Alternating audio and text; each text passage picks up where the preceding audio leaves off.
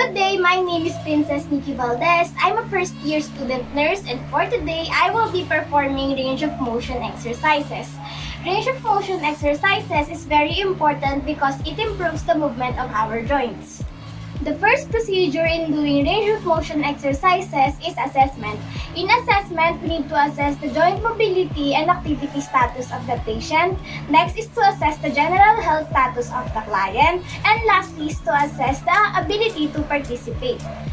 After assessment, we have planning. In planning, we need to plan the time of exercise and the type of exercise that we will be doing. Next is to gather the equipments and wash our hands. After planning, we have implementation. In implementation, we need to identify the client. Next is to explain to the client the procedures. Next is to provide for privacy. Next is to lower the bed of the client and let the client in the supine position. Next is to take vital signs initially and then repeat in between the procedures. And lastly is to follow the procedures in doing the range of motion exercises to one side of the body only. First, we will start on our neck. Flexion, extension, hyperextension. Flexion, extension, hyperextension. Lateral rotation, lateral rotation.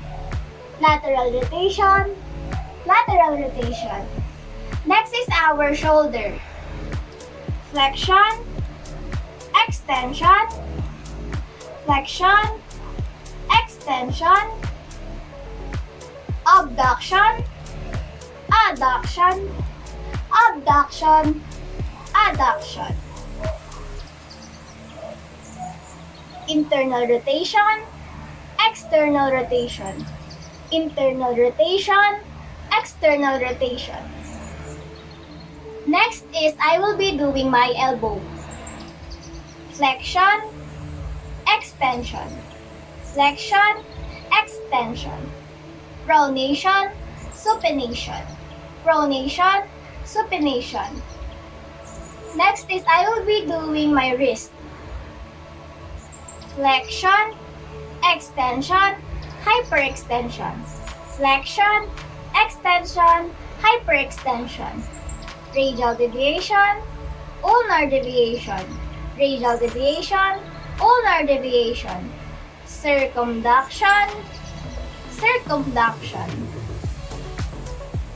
Next is I will be doing my fingers and thumb.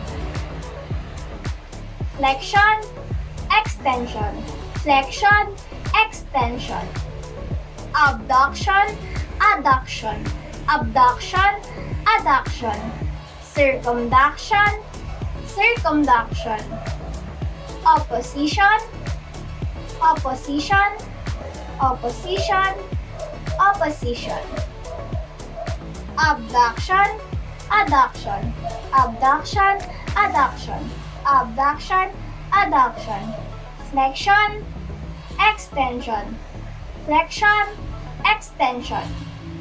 Next is I will be doing my hip and knee.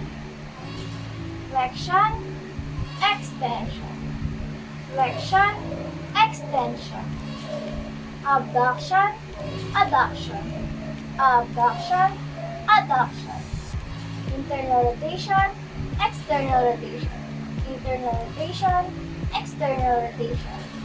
Next is my knee.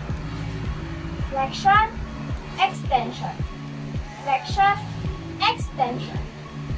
Next is I will be doing my ankle. Dorsiflexion, plantar flexion, dorsiflexion, plantar flexion, internal rotation, external rotation, internal rotation, external rotation, circumduction, circumduction. Next is my toes. Abduction, adduction, abduction, adduction, abduction, adduction, abduction, adduction, abduction, adduction, flexion, extension, flexion, extension. Lastly, I will be doing my spine.